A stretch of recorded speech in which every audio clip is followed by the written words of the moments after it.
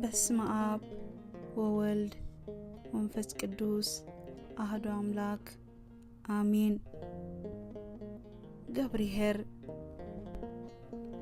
ኣብ ቅድሚ እግዚአብሔር በእምነት ተኣሚኑ ብዝተዋህቦ ጸጋ በአገልግሎቱ ተጊሁ ዝተረኸበ አገልጋሊ እሙን ስለ ዝኾነ ብጎይታ ተፈትዩ ኣብ ብዙሕ ተሸመ።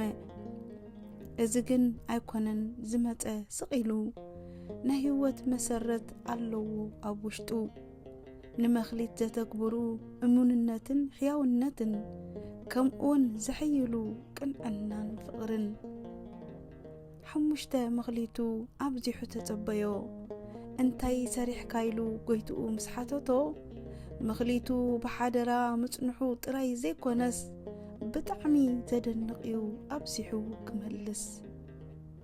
ሓሙሽተ መኽሊት 10 ተገበሮ 10 ቃላት ኦሪት ኣብ ህይወት የእትዩ ተርጎሞ ዝረኸቦ ትርፊ ብሕያውነት ስለ ዝነበረ ተኣማንን ኣማንን ምዃኑ ኣመስከረ።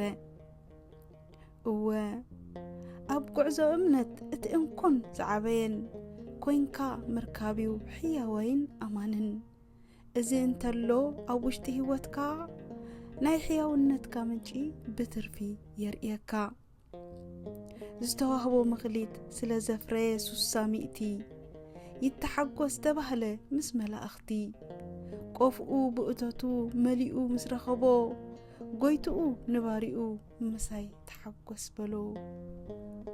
ኦ ጎይታ ሕያውነተይን ቅንዕናይ ንወለዶ ክሳገር እሙንነትን ተኣማንን ኣብ መኽሊቱ ብተግባር ድሉ ክኸውን ብጥበብ ፍልጠት ኣብ ህይወተይ ግለጾ ዝተዋሃብክዎ መኽሊት ጉዕዘይ ከይገብሮ ብተፈጥሮ ስጋ መንፈሳዊ ጥበብ ዓድለኒ ከይከውን ላንጋላንጋ ናይ መኽሊተይ ትርፊ ከይትምኖ ብገንዘብ ክርዳእ ክፈልጦ ምዃኑ ህይወት ሰብ እሙንነተይ ከይገልጽ ብዙሕ ይጐድለኒ ተግባረይ እሙን ዘይምዃነይ የዘኻኽረኒ ናብቲ ሃካይ ኣገልጋላይ ይወስደኒ ኣብ ህይወተይ ሕያውነት ከም ዘይብለይ ይወቕሰኒ።